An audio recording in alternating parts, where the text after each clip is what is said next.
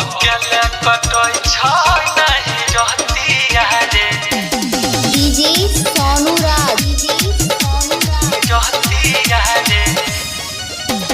बेतिया हतर वाला सुख मांगै छै जहरा में रजाई छुछे छुछ लागै छै जवानी के सखी बड़ दुख काटै छै जहरा में रजाई छुछे छुछ लागै छै जवानी के सखी बड़ दुख काटै छै अकेले कटै छै नहीं रहतिया रे हतर वाला सुख मांगै छै अकेले कटै छै नहीं रहतिया रे हतर वाला सुख मांगै छै हतर वाला सुख मांगै छै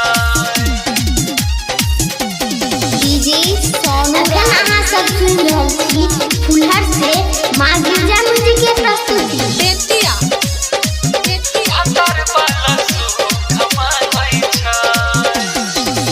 के कोना बतैयै हम दिलवा के दुख के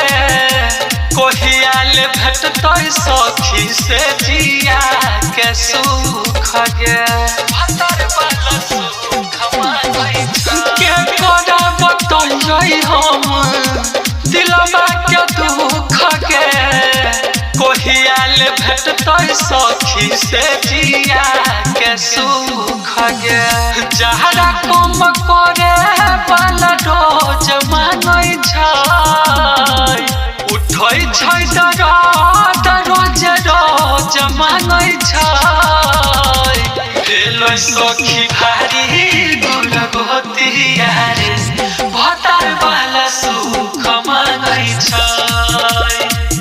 अकेले कटै छै नहीं रहतिया रे भतर वाला सुख मांगै छै भतर वाला सुख मांगै छै डीजे सोनू राज मां गिरजा रिकॉर्डिंग स्टूडियो फुलहर बेतिया हतर वाला सुख मांगै छै हम पूरा बोया सखी दागै पोरा पोरा गे जगले हो जाइ छै रोज रतिया से भोर गे हतर वाला सुख मांगै छै हम पूरा बोया सखी दागै पोरा पोरा गे जगले हो जाइ छै रोज रतिया से भोर गे रजाई में देही झक झोर मांगै छै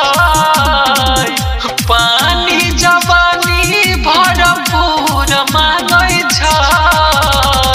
आफते छै सोलह के महरिया रे लभ वाला घूट मांगै छै अकेले कटै छै नहीं रहतिया रे भतर वाला सुख मांगै छै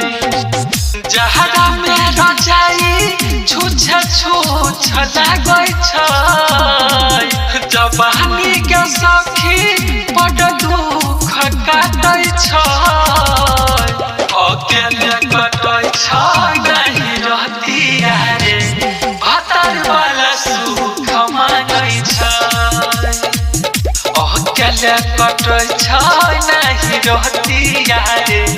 भतर वाला सुख मांगै छै।